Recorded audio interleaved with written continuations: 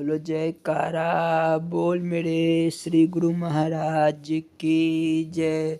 श्री नंगली निवासी भगवान की जय। श्री परमहंस दयाल जी महाराज की जय। श्री नंगल विहालन भगवान की जय। श्री परम गुरु भगवान की जय। जय सच्चिदानंद जी। श्री अद्वैत संस्मरण। बोलो जयकारा हाँ बोल मेरे श्री गुरु महाराज की जय। एक बार टेरी में श्री महाराज जी के साथ लक्की मरबत से उनके प्रमुख लीला सहचर श्री परमहंस दयाल जी के दिव्य दर्शन पाने के लिए आए। उनमें स्वामी निजात्मानंद जी, स्वामी बैरागानंद जी, स्वामी बेअंतानंद जी और स्वामी योग दर्शनानंद जी के नाम विशेष उल्लेखनीय हैं। महाप्रभु ने अपनी मौज बस इन भक्तों से फरमाया, हम आपके क्या लगते हैं और बाबा स्वरूपानंद जी से आपका क्या संबंध है। सबने यही प्रार्थना की, हुजूर आप हमारे दादा गुरुदेव हैं और यह हमारे गुरु महाराज जी है। श्री परमहंस दयाल जी ने प्रसन्न होकर उच्च स्वर में फरमाया, ठीक, बिल्कुल ठीक। इतने में स्वामी बैरागानंद जी की बारी आई तो उन्होंने कहा, बाबा जी हमारे रहबर हैं और आप हमारे गुरु महाराज हैं। उनकी यह बात सुनकर श्री परमहंस दयाल जी कुछ आवेश में आकर बोले, हम आपके दादा गुरुदेव हैं, यह आपके गुरु महाराज है। आपको इनसे बहुत कुछ प्राप्त होगा। आप बड़े खुशकिस्मत है जो आपको इन जैसे गुरुदेव मिले। इस घटना से पता चलता है कि हुजूर कितने नीति निधान महापुरुष थे। वे श्री महाराज जी को कितना चाहते थे। ऐसी असंख्य घटनाएं हैं, कहाँ तक वर्णन किया जाए। एक दिन श्री परमहंस दयाल जी ने स्वामी निजमुक्तानंद जी को आदेश दिया कि आज से प्रतिदिन रात्रि को जब सब लोग सो चुके हो, हमारे पास बाबा स्वरूपानंद जी को कृष्ण द्वारा से बुलवा कर लाया करो। इस प्रकार एकांत में श्री परमहंस दयाल जी की फकीरी भेद रूहानी दौलत बख्शने लगे। आने वाले समय में श्री महाराज जी ने जनजीवन में जो आध्यात्मिक क्रांति लानी थी, उसकी रूपरेखा तैयार हो रही थी। अब तो रूप स्वरूप एक हो रहे थे। कई बार दादा गुरुदेव आवाज़ देते, भैया परमहंस स्वरूपानंद जी कहाँ हैं, उन्हें बुलवा लाओ। श्री सद्गुरुदेव जी को अपने गुरु चरणों में अगाध श्रद्धा निष्ठा थी। स्वामी अनमोल प्रेमानंद जी, जो अभी पंडित मोहनलाल जी के रूप में थे, श्री सतगुरुदेव जी से यह अर्ज की, हुजूर आप रूहानी शहंशाह हैं, आप तो जन्मजात पुरुष हैं। मेरा दिल यह नहीं मानता कि आपका भी कोई गुरु होगा। आप तो कुदरत के मालिक हैं। पंडित जी के यह वचन सुनकर श्री महाराज जी अपने कमल सरी के नेत्रों से अश्रु बहाते हुए गदगद स्वर में बोले, पंडित जी आप मुझे जो चाहे कह लो, मुझे नगुरा ना कहो। मैं गुरु वाला हूँ। मेरे मुर्शिदे कामिल श्री परमहंस दयाल जी है। यह सब उनकी रहमत और दया कृपा का फल है। मैं तो कुछ भी नहीं। हुजूर ने यहाँ तक कह दिया कि मेरे गुरुदेव श्री परमहंस दयाल जी जहाँ लघु शंका करते थे, मैं तो उस मिट्टी से भी अपने को तुच्छ मानता हूँ। यूँ तो सबने अपनी आँखों से देखा कि जब श्री महाराज जी की पवित्र आरती उतारी जाती थी तो हुजूर ध्यान मग्न हो जाते थे। किसी ने पूछ ही लिया, हुजूर आप किसका ध्यान करते हैं? तो महाप्रभु बोले, यह सब श्री परमहंस दयाल जी की कृपा है। उस समय हुजूर को कुछ शारीरिक सुधि नहीं रहती थी। कई सेवादार उनके शरीर को थामे रहते थे। बोलो जयकारा बोल मेरे श्री गुरु महाराज की जय। श्री स्वरूप दर्शन पाठ महानिर्वाण। बोलो जयकारा बोल मेरे श्री गुरु महाराज की जय। प्रार्थना। हरि ओम गजाननं भूतगणादिसेवितं कपितजम्बूफलचारुभक्षणम् उमासुतं शोकविनाशकार्यक्रं नमामि विघ्नेश्वरपादपङ्कजम्। हरि ओम ब्रह्म प्रणाम प्रणाम गुरु, पुनि प्रणाम सब संत, करत मंगलाचार्य हे स्वामीनाथ विघ्न अनंत। हरि ओम नमोस्तवंताय सहस्त्रमूर्तये सहस्रपादाक्षरारुवाहवे सहस्रनाम्ने पुरुषाय शास्त्रवते सहस्रकोटियुगधारिणे नमः। बोलो जयकारा बोल मेरे श्री गुरु महाराज की जय। ओम श्री सतगुरु चरण कमलभ्यो नमः। गुरु वंदना। हरि ओम हरि ओम हरि ओम। ओम सहना भवतु सहनौ भुनक्तु सह वीर्ये करवावहै तेजस्विनावधीतमस्तु मा विद्विषावहै। ओम शांति शांति शांति ही। प्रथम प्रणाम प्रणाम सतगुरु, पुनि प्रणाम सब संत, करत मंगलाचार्य यह नाशत विघ्न अनंत। गुरुर्ब्रह्मा गुरुर्विष्णु गुरुर्देवो महेश्वरा, गुरुर्साक्षात् परम ब्रह्मा तस्मै श्री गुरुवे नमः। ध्यान मूलं गुरुर्मूर्ति, पूजा मूलं गुरुपदं, मंत्र मूलं गुरुवाक्यं, मोक्ष मूलं गुरु कृपा।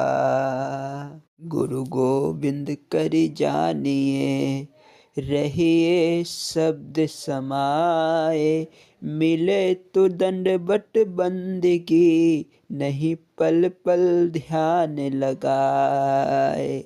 सब कुछ गुरु के पास है, पाइए अपने भाग, सेवक मन सौंपे रहे, निस दिन चरणन लाग। गुरु बिन ज्ञान न उपजे, गुरु बिन मिले न भेद, गुरु बिन संशय न मिटे, जय जय जय गुरुदेव। बोल मेरे श्री गुरु महाराज की जय। सतगुरु स्तुति। ऐ दाता सतगुरु देव तुझे सतगुरु कहूँ, भगवान कहूँ, कुछ अंत न तेरा पाया मैं, फिर क्यों ना ईश महान कहूँ। तेरा शब्द जो घट घट बासी है, तू सत्य पुरुष अविनाशी है। तेरी एक एक झलक तो सदके मैं, तुझे क्यों ना अपनी जान कहूँ। तुझे कोई संत अवतार करे, कहे कर ध्यान कोई करतार कहे, पर मेरे दिल की जान जरा, तुझे प्रीतम या जानान कहूँ। तेरे विचरत प्राण रहे क्यों कर, रो रो कर दुख रे सहे क्यों कर। इस भेद को तू या मैं जानूं, तुझे क्यों ना अपने प्राण कहो। तुम मन मंदिर में रहते हो, दिल की सुनते और कहते हो। कहे दासन दास प्रभु तुझको, मैं क्यों ना जानी जान कहूँ। बोलो जयकारा बोल मेरे श्री गुरु महाराज की जय। आपका गुरु कौन।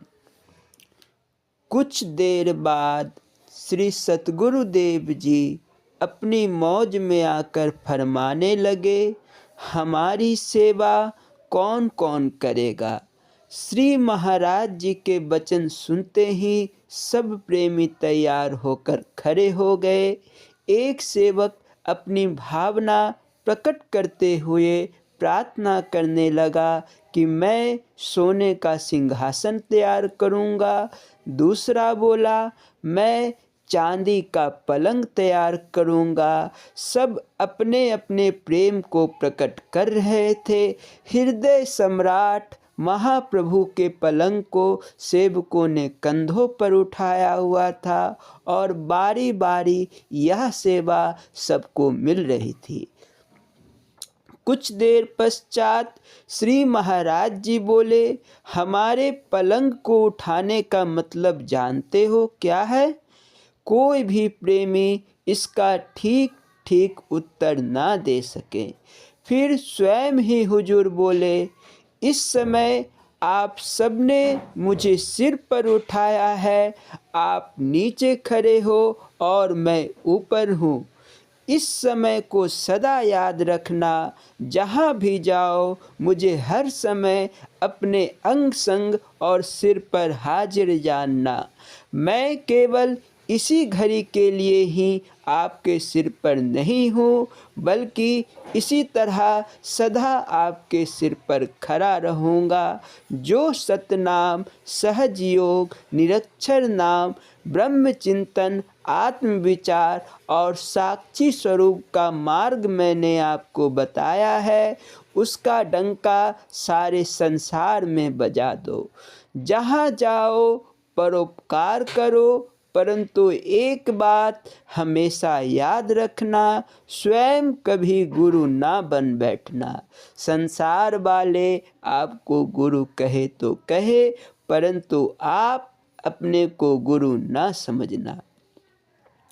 इसके बाद अत्यंत कृपा करते हुए महाप्रभु ने अपना हाथ उठाकर बाईं नासिका के तिल पर रखते हुए फरमाया, गुरु के इस चिन्ह को याद कर लो। यही तिल वाला आपका गुरु है। ऐसे गुरु को कभी ना भूलना। तब सतगुरु देव जी ने आज्ञा दी कि इस वाक्य को याद कर लो। गुरु आज्ञा माने सोई साधु, गुरु आज्ञा पद भेद अगाधु। जो कोई गुरु की आज्ञा भूले, फिर कष्ट गर्भ में झूले। श्री महाराज जी फरमाने लगे, गुरु आज्ञा में अगाध वेद होता है जिसे जीव बुद्धि नहीं जानती। ऐसी आज्ञा को जो सेवक भूल जाता है वह अनेक जन्म दुखी रहता है। हुजूर फिर बोले, मैं ऐसे स्थान पर बैठूंगा जहाँ पर प्रेमी सुविधापूर्वक आ सके और किसी को दूर की यात्रा का कष्ट ना हो, सभी समान रूप से दर्शन कर सके। इस प्रकार श्री महाराज जी अपने निज स्थान श्री गुरु मंदिर नंगली साहिब के बारे में गुप्त संकेत देते रहे। श्री स्वरूप दर्शन पाठ महानिर्वाण। बोलो जयकारा बोल मेरे श्री गुरु महाराज की जय। लगभग 2 महीने दिल्ली में दर्शन देकर हृदय सम्राट मार्च के दूसरे सप्ताह श्री नंगली साहिब पधारे। उन दिनों श्री महाराज जी की नित्य सेवा में स्वामी अखंड शब्दानंद जी, स्वामी नित्यानंद जी, स्वामी दर्शन ध्यानानंद जी, स्वामी निर्भ्रम ब्रह्मानंद जी, स्वामी निज ध्यानानंद जी, स्वामी शब्द विवेकानंद जी, भक्त NC लाल जी और भक्त सरदारी लाल जी इत्यादि थे। हृदय सम्राट श्री नंगली जी में भक्त गेंदा जी द्वारा समर्पित भवन में आकर विराजमान हुए। एक दिन दाता दीनदयाल जी ने प्रेमियों को कहा, यहाँ पानी की बहुत तंगी है, दर्शन करने वाली संगत को पूरा पानी नहीं मिलता। हमारी इच्छा है कि इस स्थान पर एक सुंदर नलका लगाया जाए। गुरुदेव की आज्ञा पाकर सेवक नलका का सामान और मिस्त्री ले आए। तब नल लगने का काम शुरू हो गया। जब नलका पूर्ण रूप से तैयार हो गया तो उसमें बहुत ही शीतल, स्वादिष्ट और मीठा जल निकला। महात्मा जनों ने प्रार्थना की, दयालु प्रभु जी, यदि यहाँ कुआं लग जाता तो जल अधिक मिलता। श्री सतगुरुदेव जी ने हंसकर कहा, यह साधारण नलका नहीं बल्कि अमृत का सोमा अर्थात स्रोत है। समय आने वाला है कि इस नल के जल को प्रेमी जन दूर दूर शीशियों में, बोतलों में बंद करके ले जाएंगे। इसके जल से अनेक जीवों को लाभ पहुँचेगा। इसके वास्तविक रहस्य को मैं जानता हूँ पर आप नहीं जान सकोगे। और सत्य ही आज हजारों प्रेमी इस अमृत जल को शीशियों, बोतलों में बंद करके अपने घरों में ले जाते हैं और चरणामृत के रूप में इस जल का प्रयोग करते हैं। दाता दीनदयाल जी के शुभ आशीर्वाद के फलस्वरूप कई श्रद्धालु प्रेमी इस जल का सेवन करने से भयंकर शारीरिक रोगों से मुक्त हुए। यहाँ तक कि कई की कोढ़ियों के कोर इस जल में स्नान करने से दूर हुए। फिर गंगा जल के समान इस चरणामृत जल के स्रोत में अनेक वर्ष व्यतीत होने पर भी जाला, धुंध इत्यादि का कहीं कोई चिन्ह दिखाई नहीं देता है। यह जल सर्वदा पहले के समान ही गुणकारी है। हृदय सम्राट श्री महाराज जी प्रतिदिन प्रातः और सायंकाल में नदी के पावन तट पर सैर करने के लिए जाया करते थे। वहाँ सहतूत का एक भाग्यशाली पेड़ था जिसकी पवित्र छाया के नीचे महाप्रभु सुख आसीन होकर अपने सेवादार महात्माओं को अमृत वचन सुनाया करते थे। एक दिन हृदय सम्राट बोले कि यहाँ के लोग इस नदी को नागिन नदी कहते हैं। इसमें पाताल से चश्म के रूप में फूटकर जल बह रहा। इसमें अनेक सांप भी दिखाई देते।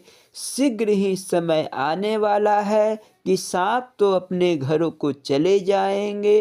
अच्छा, इस नदी के तट पर स्नान के लिए कोई अवश्य घाट बनना चाहिए और उसका शुभ नाम गुरु घाट होना चाहिए। चाहे आप इसे सहयोग की बात कह लें या विधाता की रचना।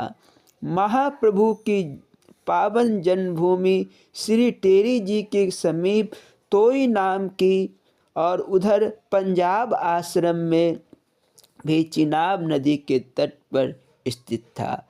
अब हृदय सम्राट ने श्री नागिन नदी के तट पर स्थित अनुपम तीर्थ धाम श्री नंगली जी को निर्वाण भूमि बनाया। इस प्रकार जन्मभूमि, कर्म भूमि और निर्वाण भूमि सभी नदी के तट पर स्थित है। एक दिन श्री महाराज जी सेवादारों से कहने लगे कि बाहर का द्वार बड़ा होना चाहिए, हमारी आज्ञा है कि शीघ्र मुख्य द्वार बनाओ। प्रेमी सेवक गुरुदेव की आज्ञा पालन करने लगे। लकड़ी का सामान, ईंटें और सीमेंट इत्यादि का प्रबंध किया जाने लगा। समीप के गांव महलका और मेरठ से बढ़िया ईंटें आने लगी। मिस्त्रियों का प्रबंध किया गया। 6 फुट चौड़ी और 9 फुट ऊंचा मुख्य द्वार बनाया जाने लगा। तब श्री महाराज जी कहने लगे, मुख्य द्वार के निर्माण कार्य को अधिक लंबा ना करो, हमें सादा काम ही पसंद है। गुरुदेव के वचन सुनकर सेवकों ने विनती की, दाताजी, स्थान की शोभा अनुसार यहाँ छोटा और साधारण दरवाज़ा अच्छा ना लगेगा। श्री महाराज जी ने हंसकर कहा, अभी तो यही ठीक है, समय आने पर जैसा जी चाहे मुख्य द्वार बनवा लेना, परंतु अब अधिक समय नहीं है, इस काम को लंबा मत करो। उन दिनों भक्त सरदारी लाल जी श्री सतगुरु दयाल जी की सेवा में थे। गुरुदेव ने इनसे कहा, हमारी सेवा का भी ध्यान रखो और दरवाजे का काम भी आपके जिम्मे है, ताकि महात्मा जनों को इधर उधर अधिक ना भागना पड़े। आई हुई सब ईंटों में से कुछ अच्छी अच्छी ईंटें अलग रखो, इनकी हमको आवश्यकता पड़ेगी या हमारे खास काम आएगी। कुछ बोरी सीमेंट भी अलग रख दो। दाता दीन दयाल जी की अद्भुत मौज को भला संसारिक जीव क्या समझे। संकेत ही संकेत में गुरुदेव बहुत कुछ कह रहे थे, परंतु कोई भी उस विशेष कार्य को ना जान सका जिसकी ओर सद्गुरुदेव महाराज संकेत कर रहे थे। किसी को कुछ पूछने का साहस ना हुआ। दरवाजा बनकर तैयार हो गया। बाहर से उसकी ऊंचाई 15 फुट थी। वह देखने में भी बहुत सुंदर।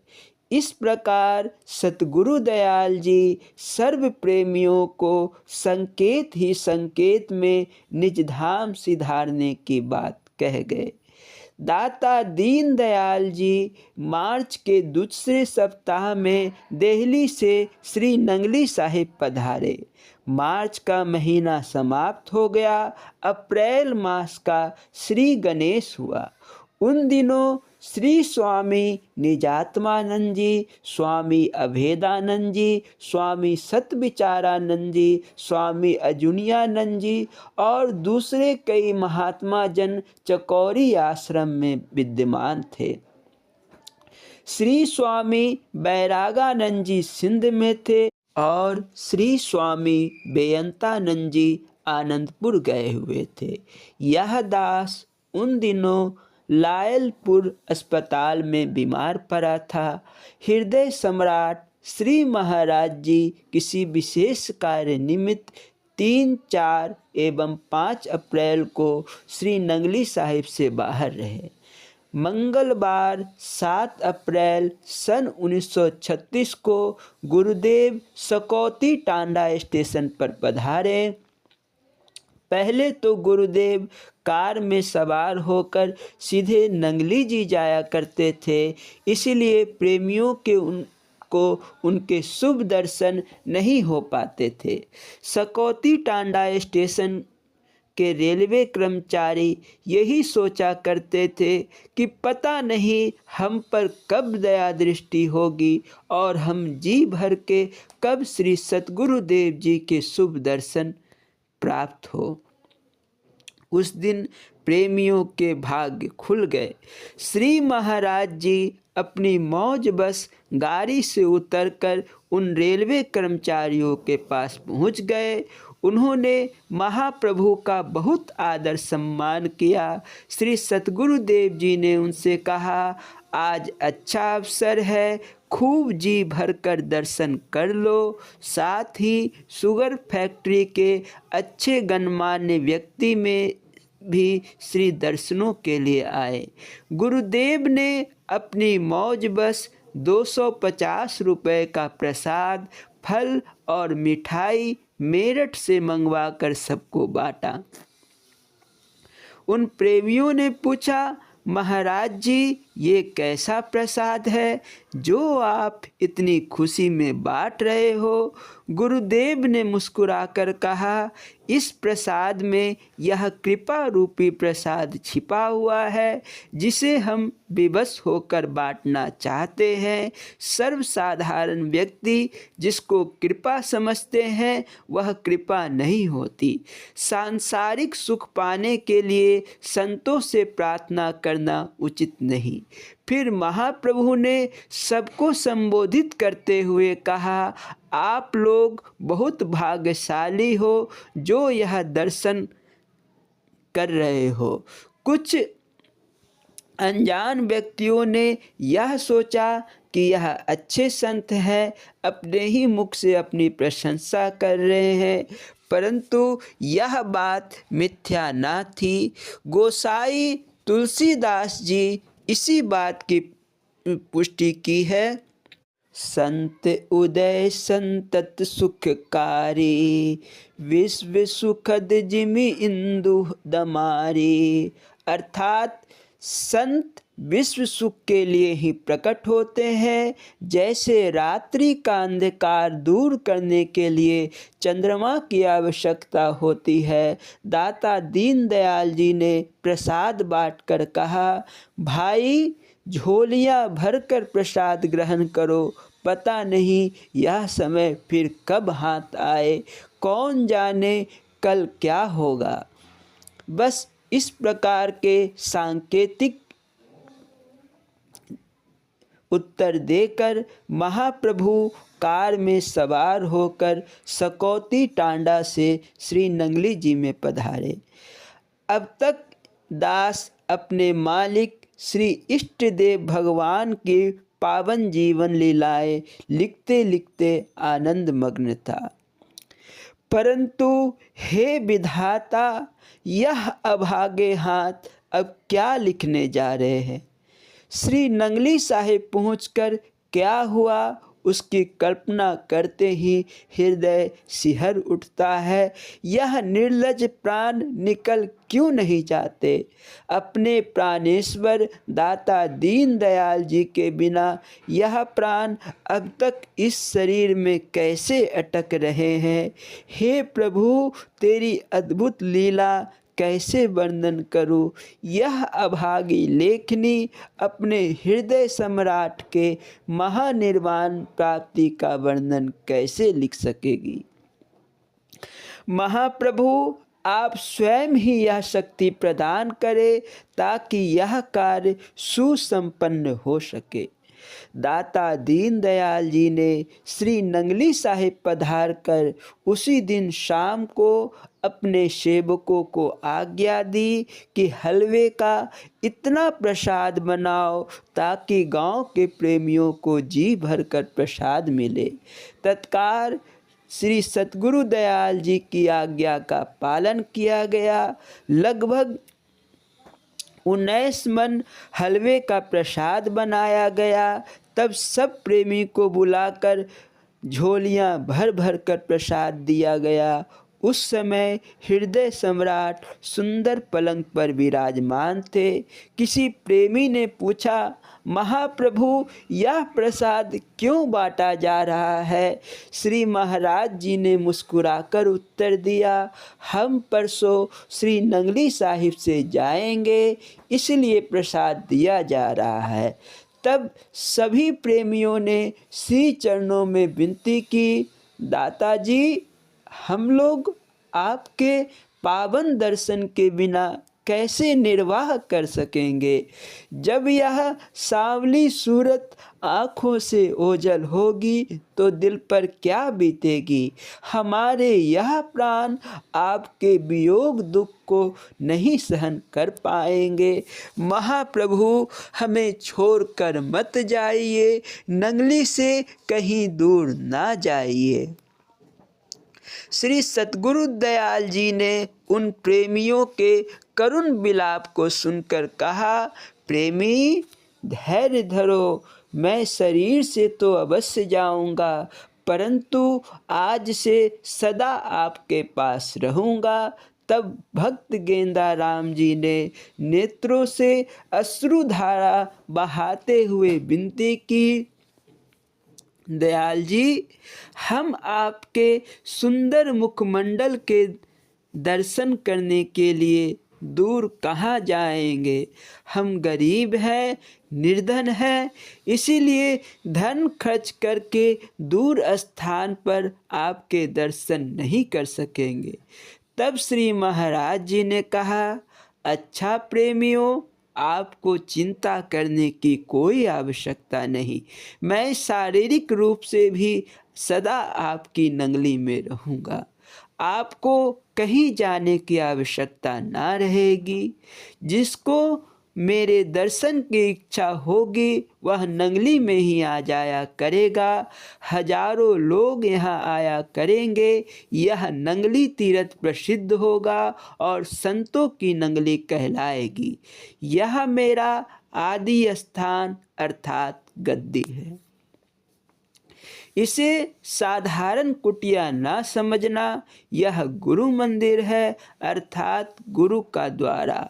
यह गुप्त तीर्थ है, यहाँ की मिट्टी भी पूजी जाएगी और पवित्र चरण धूलि प्रसिद्ध होगी। प्रेमी जन यहाँ की मिट्टी को पूड़ियों में बांधकर ले जाया करेंगे और इस चरण धूलि को अपने मस्तक पर लगाकर संतप्त हृदयों को धैर्य होंगे। यह सर्व रोग नाशक औषधि है। मैं तो केवल नाम मात्र के लिए जा रहा हूँ। अच्छा, परसों सवेरे बृहस्पतिवार 9 अप्रैल को यहाँ से जाऊँगा। हृदय सम्राट श्री महाराज जी के परम रहस्य भरे इन वचनों को सुनकर सभी प्रेमी संगत खुशी से फूली न समाई। परंतु उन्हें क्या पता था कि महाप्रभु का संकेत किस ओर है। तत्वदर्शी महापुरुष तो सर्वज्ञ और त्रिकालदर्शी होते हैं।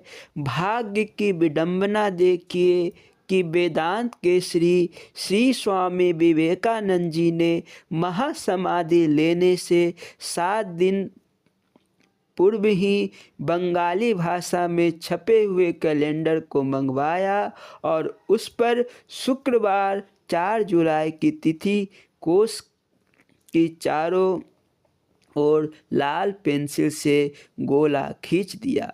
उन्होंने अपने शरीर शांत होने से 2 दिन पूर्व अपने शिष्यों और ब्रह्मचारियों को अपने हाथों से खाना खिलाया तथा उन्होंने अपने शिष्यों के हाथ स्वयं धुलवाए।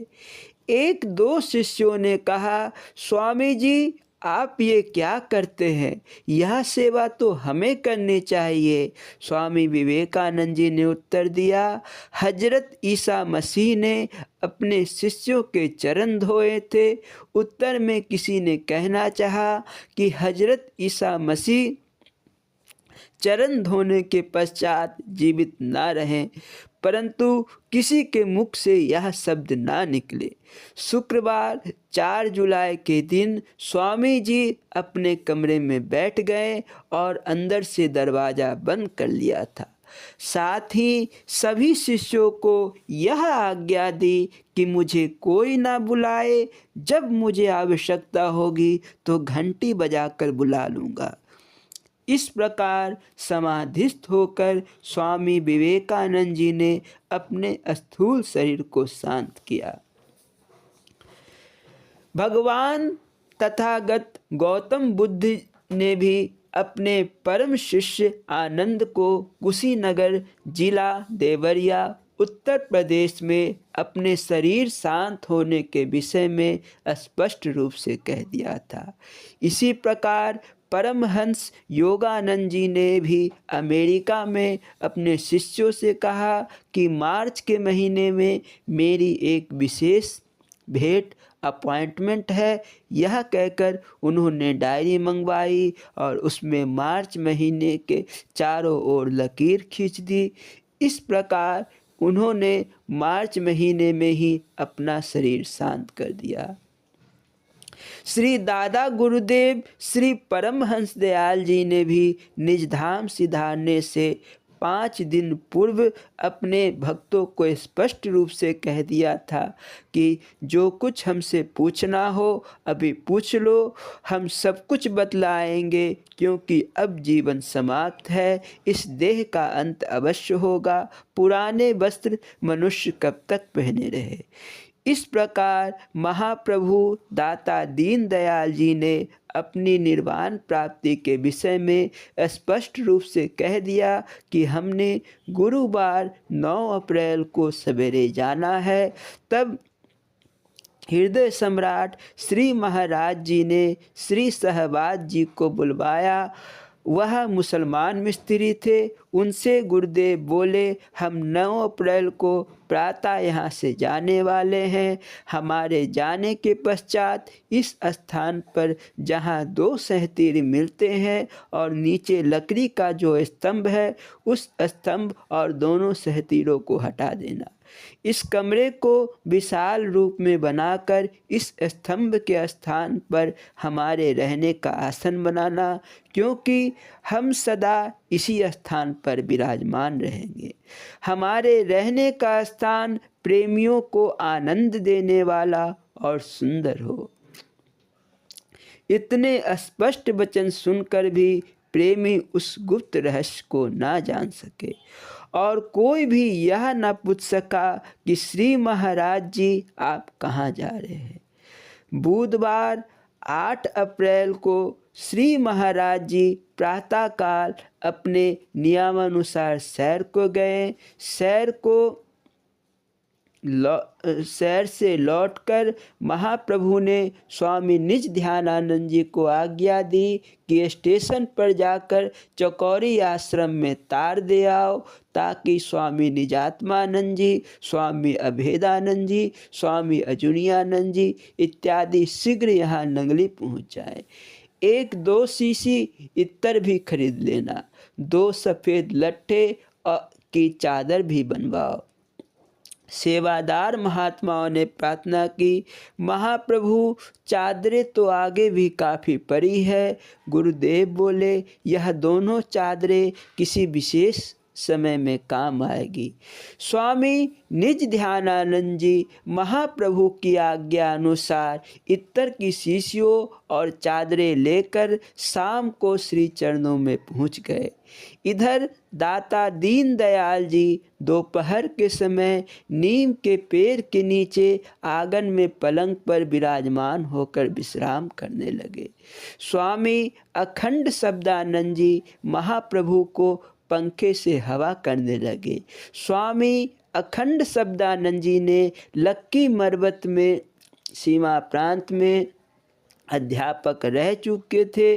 गुरुदेव की कृपा से उन्हें संन्यास वेश मिला था। यह शारीरिक नाते से स्वामी अजुनियानंद जी के पिता लगते थे। गर्मी काफ़ी थी, इन्हें पंखा हिलाते हिलाते काफ़ी देर हो गई, साथ ही खड़े खड़े काफ़ी थक भी गए। तब इन्होंने बैठने के लिए प्रार्थना की। श्री महाराज जी ने इन्हें आज्ञा दी, बैठकर पंखा करो। अकस्मात इन्हें नींद आ गई और पंखा चलाना बंद कर दिया। यह देखकर श्री सतगुरु दयाल जी ने हंसकर इन्हें जगा दिया। इन्होंने प्रार्थना की, दाताजी, दास का शरीर काफ़ी वृद्ध है, रात्रि को काफ़ी देर जगने के कारण नींद आ गई थी, कृपया क्षमा कीजिए। उनकी यह प्रार्थना सुनकर हृदय सम्राट बोले, अब कुछ समय सेवा कर लो, फिर काफ़ी समय सोने को मिलेगा, तब खूब आराम करना। यह सोने का समय नहीं है, सोने में धोखा है। गुरुमुख को धोखे में नहीं पड़ना चाहिए। सारा संसार सो रहा है, आपने तो सोने वाले को जगाना है। साधु का जीवन सर्वसाधारण जनता के सुख के लिए होता है। किसान गेहूं का त्याग करके बीज को बाहर खेत में फेंकाता है, समय आने पर वह बीज फल देता है। ठीक ऐसे ही त्याग किया हुआ सुख पड़ता है।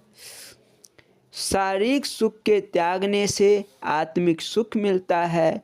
श्री कबीर साहिब जी कहते हैं, सोता साध जगाइए, करे नाम का जाप, यह तीनों सोते भले, सागत सिंह और सांप।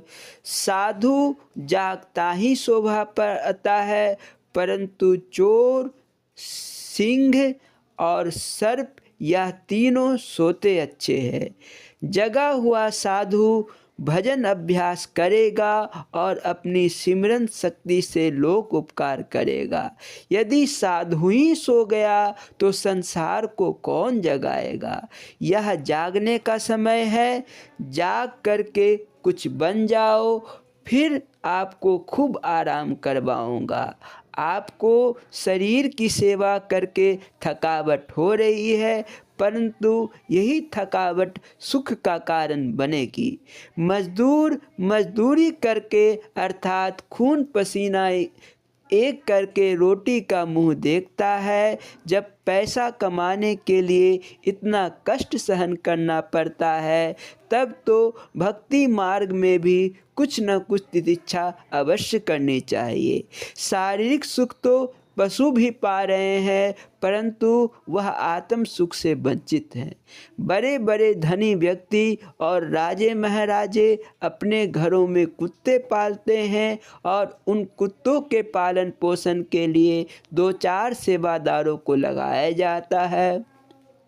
कोई उन्हें रोटी खिलाता है तो कोई सैर कराता है। शरीर का सुख दुख का कारण बन जाता है। ज्ञान विचार के बिना वास्तविक सुख नहीं मिलता है। इस प्रकार दाता दीन दयाल जी ने स्वामी अखंड शब्दानंद जी को यह विशेष उपदेश दिया। 8 अप्रैल की शाम को हृदय सम्राट अपने नियमानुसार सैर करने के लिए गए। सैर से लौटकर श्री महाराज जी ने थोड़ी देर के लिए सत्संग किया, समय लेने वालों को समय दिया। भक्त रामचंद्र जी की ओर आपने संकेत करके कहा कि मेरे पास 4 रोटियां हैं, एक पंजाब के लिए, एक ग्वालियर के लिए तथा 2 यहाँ नंगली के लिए, क्योंकि नंगली मुझे बहुत प्यारी है, मुझे एक स्थान पर बैठना था, सो मैंने यह स्थान पसंद कर लिया। जैसे भगवान राम ने अपने सेवकों को श्री अयोध्या जी की महिमा का वर्णन करते हुए कहा, जन्मभूमि मम पुरी सुहावनी, उत्तर दिशा सरयू वै पावनी।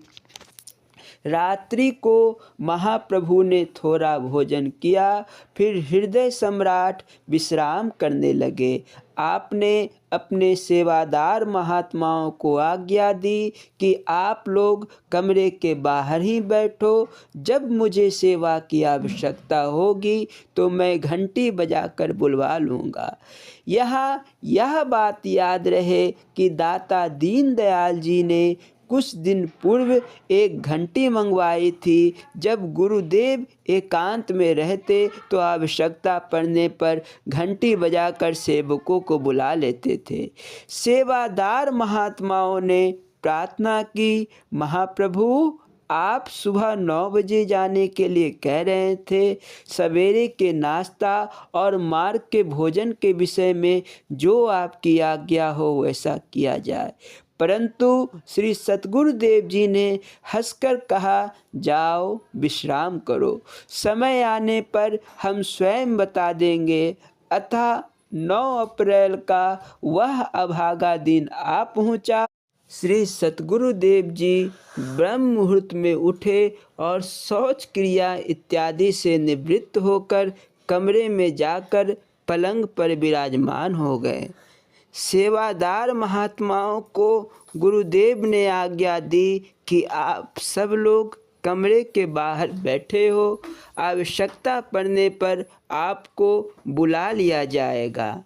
इतने शब्द कहकर श्री सतगुरुदेव जी ने कमरे का दरवाज़ा बंद कर लिया और पलंग पर विराजमान होकर पद्मासन लगाकर समाधिस्थ हो गए। उस समय लगभग प्रातः 4 बजे का समय था। काफ़ी समय व्यतीत हो गया। सेवादार इसी प्रतीक्षा में थे कि कब उन्हें सेवा के लिए बुलाया जाता है, परंतु अंदर से कोई आवाज़ ना आई। समय बीतता चला गया। एक एक करके पूरे 4 घंटे हो गए। सवेरे के 8 बज गए, परंतु महाप्रभु ने सेवा के लिए किसी को ना बुलाया। इधर भक्त हरनाम सिंह जी कार ड्राइवर ने स्वामी सहज ध्यानानंद जी से आकर कहा कि मैं कार तैयार कर आया हूँ, जब भी श्री सद्गुरुदेव महाराज जी की मौज आए मुझे बुलवा लेना।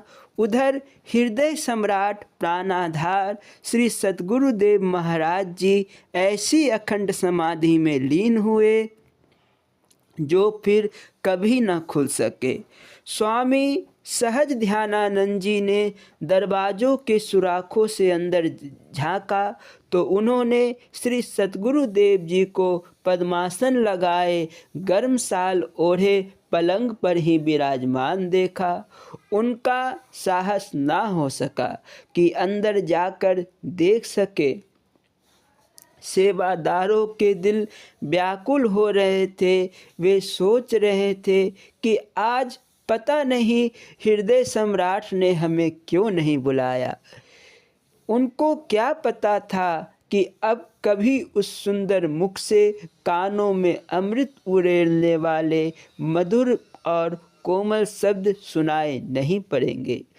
जब वे प्रेमी अपने आप को ना रोक सके तो कमरे के अंदर जाकर दाता दीनदयाल जी के चरण कमलों में प्रणाम किया और हाथों से चरण कमलों को स्पर्श करके प्रार्थना करनी चाहिए, परंतु साहस ना हो सका। फिर दोबारा चरणों को हाथ लगाया तो ऐसा प्रतीत हुआ कि चरण ठंडे हैं। उन्होंने सोचा कि महाप्रभु के पवित्र शरीर को शायद सर्दी लग गई है। जब उनकी मौज उठने की होगी तब ही सही। यह सोचकर उन्होंने गर्म शाल से उन चरण कमलों को ढाँप दिया, परंतु उन लोगों को भला चैन कहाँ था। वे इसी प्रतीक्षा में थे कि श्री महाराज जी उन्हें कब बुलाते हैं। उन्होंने यह सोचा, शायद गुरुदेव ने प्राणायाम किया हुआ है, इसीलिए नहीं उठ रहे। दुखी दिल होकर सोचने लगे, पता नहीं हमसे कौन अपराध हुआ है जिसके कारण महाप्रभु हमसे नहीं बोल रहे हैं। उनके दिल धड़क रहे थे। एक एक पल उनके लिए युगों के समान बीत रहा था।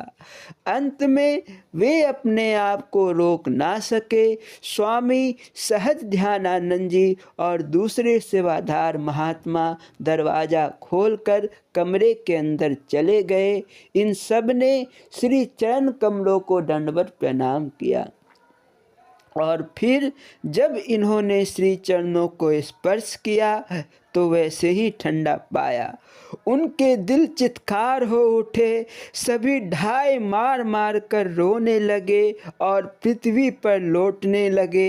हाहाकार मच गया। सभी गांव वाले इकट्ठे हो गए। किसी से कुछ कहते ना बनता था। सभी करुण विलाप कर रहे थे। प्राणधान श्री इष्ट देव भगवान महानिर्वाण को प्राप्त हो गए थे। उनकी निज आत्मा परमात्मा में विलीन हो चुकी थी।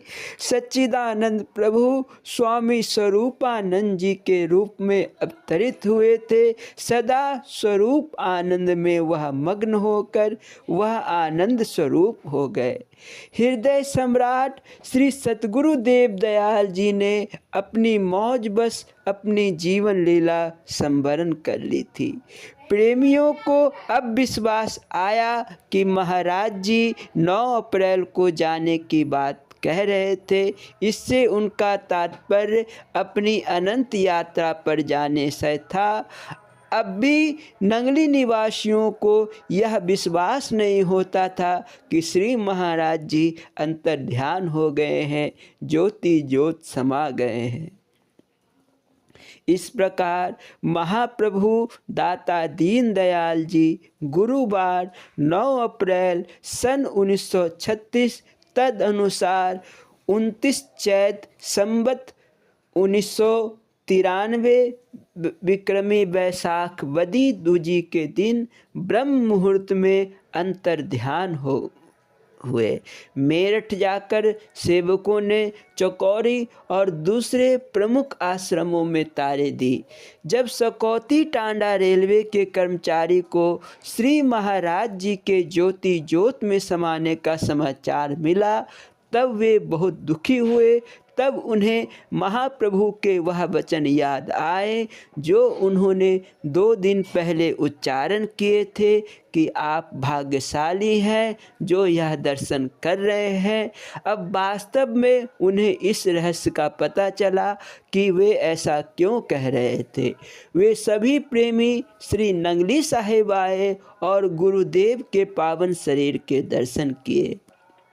इधर चकौरी आश्रम में शाम को 4 बजे तार मिली। तार पाकर स्वामी निजात्मानंद जी और स्वामी अभेदानंद जी शोक सागर में डूब गए। यद्यपि तार तो इन्हें शाम को मिली थी परंतु दिल की तार तो पहले ही हिल चुकी थी। इनके नेत्रों से अश्रुधारा बहने लगी। सब महात्मा जन तार के विषय में बार बार पूछते तो यह उन्हें कोई उत्तर ना दे पाते थे। इन्होंने महात्माओं को धैर्य बंधाते हुए कहा, हम श्री नंगली साहिब पहुंचकर आप लोगों को सूचना देंगे। इस प्रकार स्वामी निजात्मानंद जी और स्वामी अभेदानंद जी चकौरी आश्रम से हाफिजाबाद के मार्ग से वजीराबाद पहुँचे।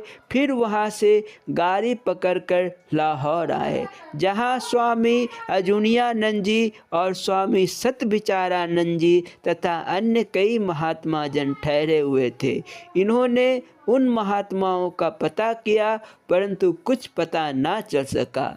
वहाँ पर इन्होंने श्री स्वामी बैरागानंद जी को सिंध में तार दी और स्वामी बेअंतानंद जी को ग्वालियर में सूचना दी।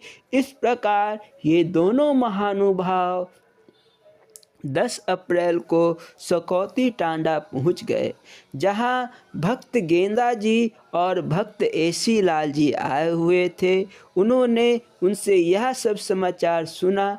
बड़ी कठिनाई से अपने तन मन को संभाल कर यह महानुभाव श्री नंगली साहेब पहुँचे। जाते ही श्री चरण कमलों में दंडवत प्रणाम करके ढाई मार कर रोने लगे। एक और बेसुध होकर धरती पर गिर पड़े।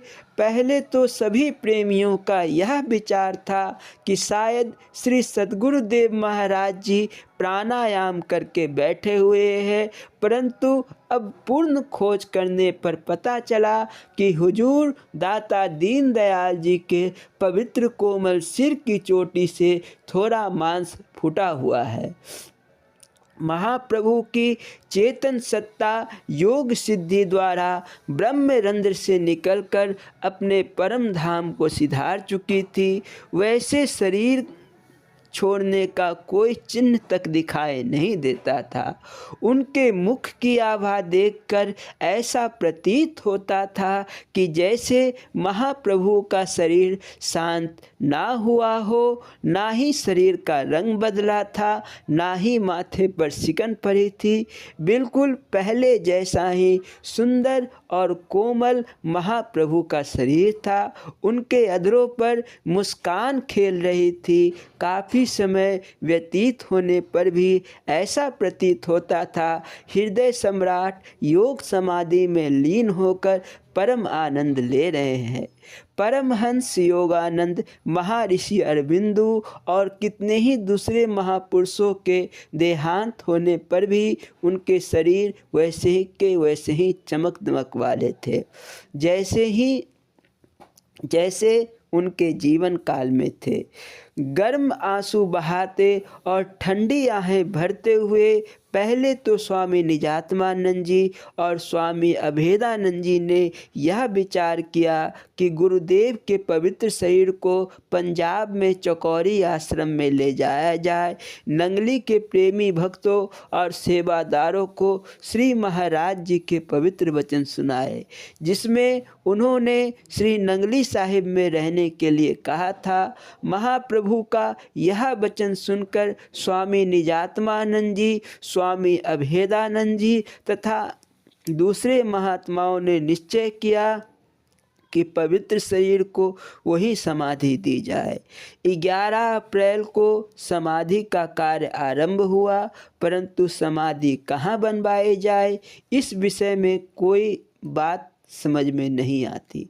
दाएं हाथ एक कमरा था। पहले यह विचार किया गया कि वहाँ समाधि बनवाई जाए, परंतु उस कमरे को छोटा समझकर बीच वाले कमरे में उस खम्बे वाले स्थान पर ही समाधि बनाने का निश्चय किया गया, ताकि परिक्रमा भी की जा सके।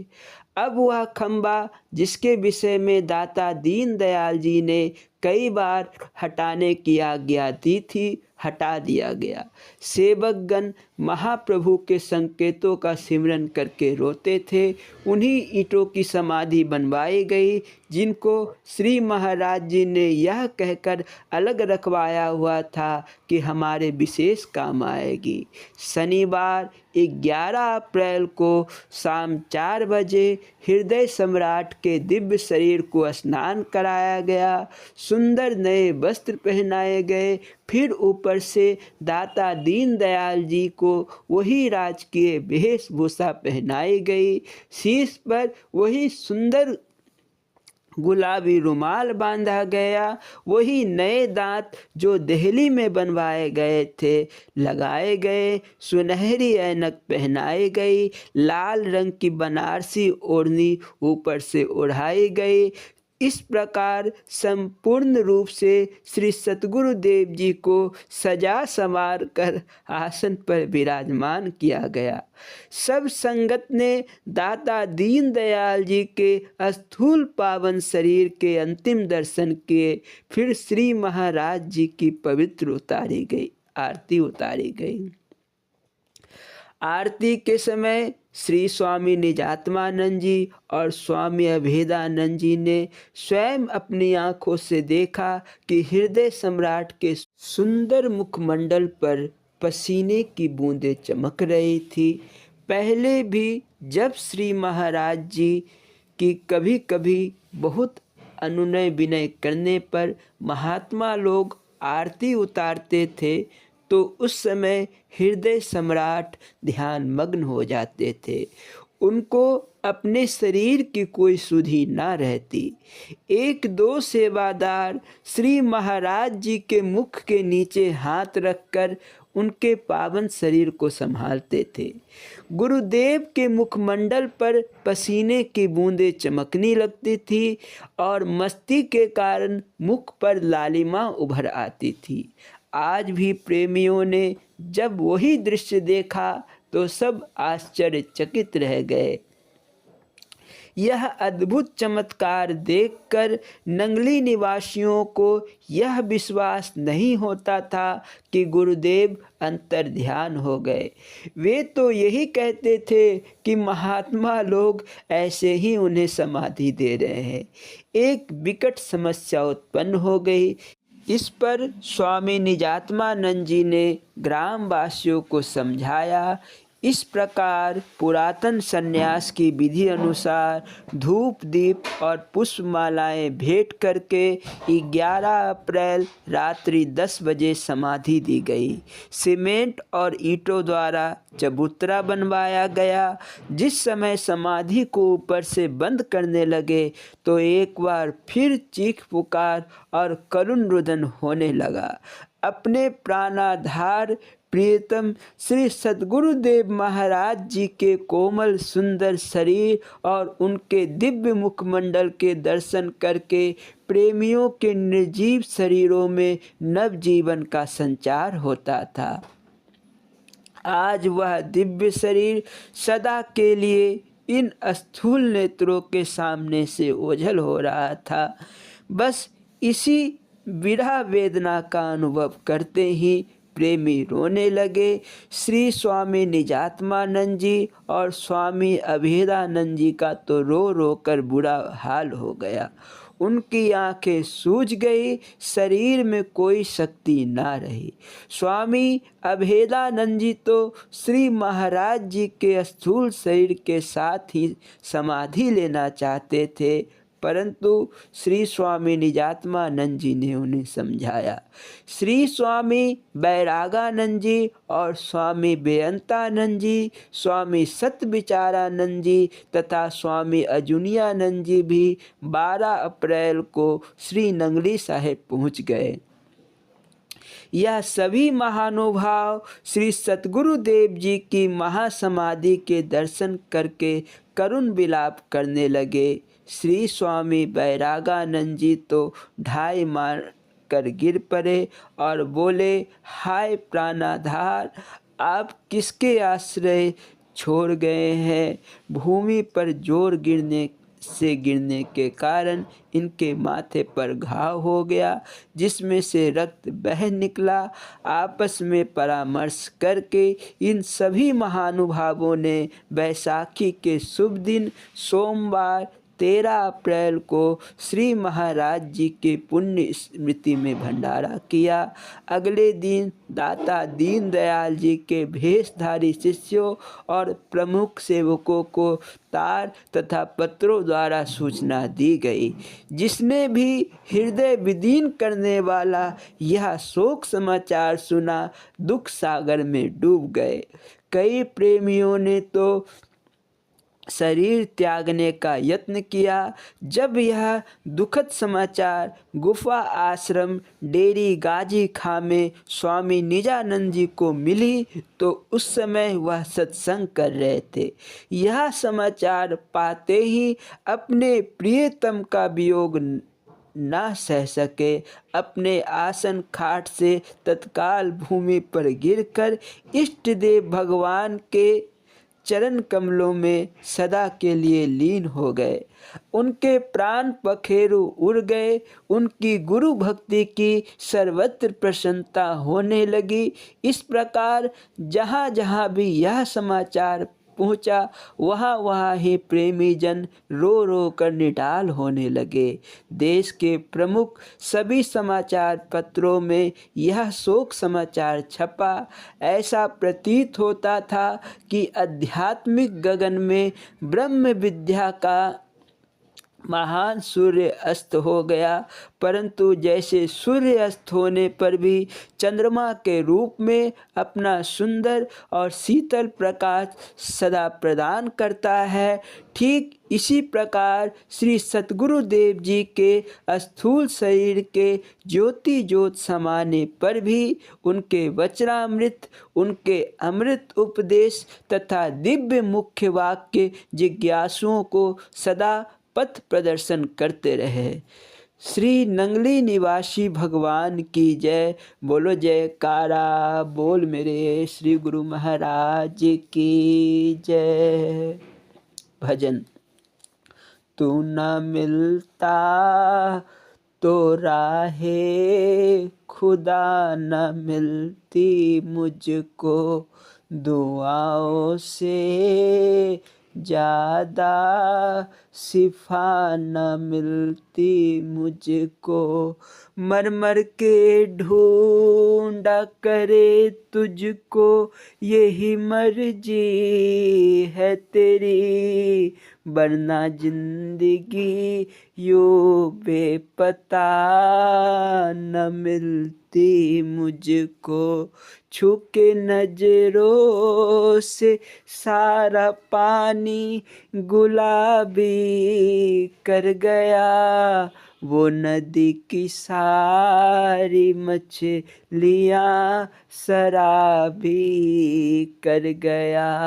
बस पढ़ते रहो पढ़ते रहो पढ़ते रहो, एक चेहरा सारे चेहरे किताबी कर गया।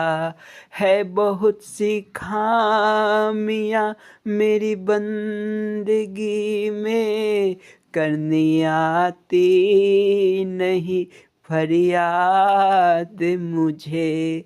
जाने कहाँ ले जाए मुकद्दर मुझको, पकड़ के हाथ ले चल अपने साथ मुझे।